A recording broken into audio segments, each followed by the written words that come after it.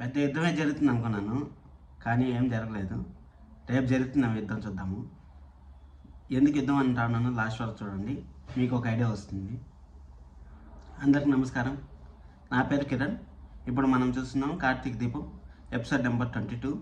ఈరోజు ఏం జరిగిందో మనము ఒక్కసారి క్లారిటీగా తెలుసుకుందాము. నిన్న షాపింగ్ పోయారు కదా. షాపింగ్ పోయినప్పుడు వాళ్ళు చెట్లలో పూలు కోసిందనేసి సౌర్య అని ఆమె చూసింది కదా. వాళ్ళ హస్బెండ్ కూడా అక్కడే ఉన్నాడు. వాళ్ళ హస్బెండ్ వచ్చినాడు ఈరోజు. వాళ్ళ హస్బెండ్ వచ్చి ఆ పాప ఎవరు ఎక్కడ అనేసి నేను చూసినాను, నీ కూతురు అనేసి చెప్తుంది. నీ కూతురు అని చెప్పినప్పుడు వాళ్ళ హస్బెండ్ ఆ కూతురు ఎక్కడ ఉందంటే దీపా కూడా ఇక్కడే ఉంటుంది కదా, నువ్వేం చేస్తావు, నువ్వు వేస్ట్ ఫెలో, నువ్వు వాళ్ళని ఊరికి పంపించలేకపోతున్నావు అనేసి వాళ్ళ భార్య ఆయన్ని గట్టిగా అరుస్తుంది. అరిసే కొద్దికి పాప ఎలా పోయింది అనేసి అతను వెళ్ళి చెక్ చేస్తూ ఉంటాడు. చెక్ చేస్తూ ఉంటే పాప భయపడి దాక్కునేస్తే కార్తీక్ బట్టలు కొంటూ ఉంటారు కదా. బట్టలు కొనేటప్పుడు పాపను మర్చిపోతారు కదా. మర్చిపోయినప్పుడు ఏమవుతుందంటే కార్తీక్ ఇటు వచ్చి చూస్తూ ఉంటాడు. పాప కోసం ఎత్తుకుతా ఉంటే లేదు పాప. అప్పుడు దీప ఏం చెప్పింది పాపకి, కార్తీక్కి, ఈ విధంగా పాపే నా ప్రాణము, పాప లేకపోతే నాకు ఊరు లేరు అనేసి చెప్పింది కదా.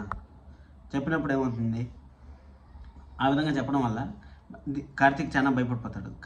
భయపడిపోవడం వల్ల పాపను ఎతకడం స్టార్ట్ చేసినప్పుడు పాప ఒక తావున పోయి మళ్ళీ పూలు ఊరుకొస్తున్నారు అనేసి మళ్ళీ ఆ అమ్మని తిట్టినట్టు నన్ను కూడా తిట్టింది అనేసి ఇంకా వాళ్ళు వెళ్ళిపోయి పాప ఒక ట్రే వెనకాల దాక్కునేసినప్పుడు కార్తీక్ పోయి ఎతుకుతా ఉంటే అప్పుడు వీళ్ళిద్దరు ఎదురు పడతారు. దీపావళి హస్బెండ్ కార్తీక్ ఎదురు పడతారు. నేను అనుకున్నాను పెద్ద గొడవ జరుగుతుంది ఈరోజు, సీరియల్ బాగా ఇంట్రెస్ట్గా ఉంటుంది అనేసి అనుకుంటే కార్తీక్ దీపావళి హస్బెండ్ ఏం మాట్లాడుకోరు, జస్ట్ ఊరికి అలా చూసుకుంటూ ఉంటారు.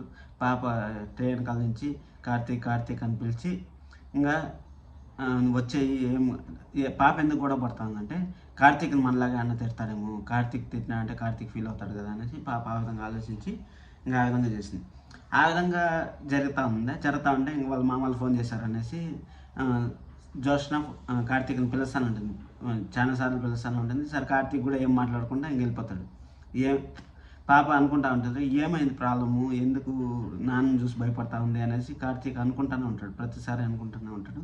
కానీ ఒక విషయం ఏమంటే పాపకు తెలియదు కదా వాళ్ళ నాన్న ఎలా ఉంటాడు అనేసి.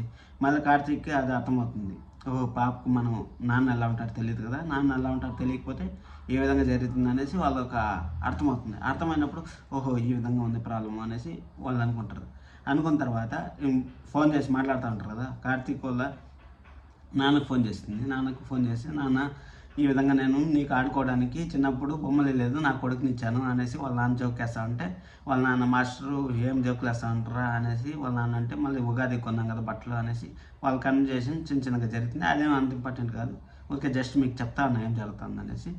అది అయిపోయిన తర్వాత వాళ్ళది ఆడి కటీఫ్ అయిపోయిన తర్వాత మళ్ళీ వీళ్ళు కార్లోంచి వస్తా ఉంటే పాప ఐస్ క్రీమ్ తింటా ఉంటే జోష్నాని పాప రౌడీ ఏమని పిలవాలి అని అడిగితే నేను జోష్న అంటే హర్ష్న అనేది చాలా హార్డ్గా ఉంది, నేను పిలవలేకపోతాను అంటే సరే జో అని పిలువ అంటే సరే పాప తినేటప్పుడు ఇక్కడంతా అతుక్కుంటుంది, ఇక్కడ పెదాలకంతా బాగా అతుక్కున్నప్పుడు క్లీన్ చేస్తాడు కార్తీక్.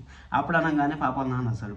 వచ్చినప్పుడు వాళ్ళ ఆవిడ ఆపు చూడు, నీ కూతురికి వాడు ఎందుకు సేవ చేస్తా ఉన్నాడు, నువ్వేం చేస్తావు నాకు తెలియదు, వాళ్ళు ఇంట్లో ఊర్లోంచి వెళ్ళిపోవాలి అనేసి వాళ్ళ భార్య, లేకపోతే నేను ఇలానే పుట్టింటికి వెళ్ళిపోతాను అనేసి వాళ్ళ భార్య గట్టిగా వాళ్ళ హస్బెండ్ దగ్గర మాట తీసుకుంటుంది. సరే నేను ఏదో ఒకటి చేస్తాను అనేసి అంటుంది. సరే అనేసి మళ్ళీ పాపకి అంతా క్లీన్ చేసుకొని ఇంటికి వెళ్ళినప్పుడు మళ్ళీ మధ్యలో మల్లేశం ఉన్నాడు కదా, వడ్డీ మల్లేశంది దీపావళి అత్త సమ్మన్లు కడతా ఉంటుంది. అప్పుడు వాడు వచ్చి అన్నం బాగాలేదు, కుక్కలు కూడా తినమంటే కుక్కలు బాగానే తిన్నాయని వాళ్ళిద్దరు కలర్ చేసుకొని నేను వడ్డీ కట్టినా అనేసి ఆమె అక్కడి నుంచి వెళ్ళిపోతుంది. రేపు ఏం జరుగుతుందో రేపు తెల్లారితో చెప్తాను మీ సంగతి అనేసి ఆడికి అది కట్టిపోయింది. మళ్ళీ ఇప్పుడు రౌడీ వచ్చింది దీపా దగ్గరికి. దీపా రూమ్లోకి వచ్చే కొద్దికి యాక్చువల్గా దీపాలు లేదు అక్కడ.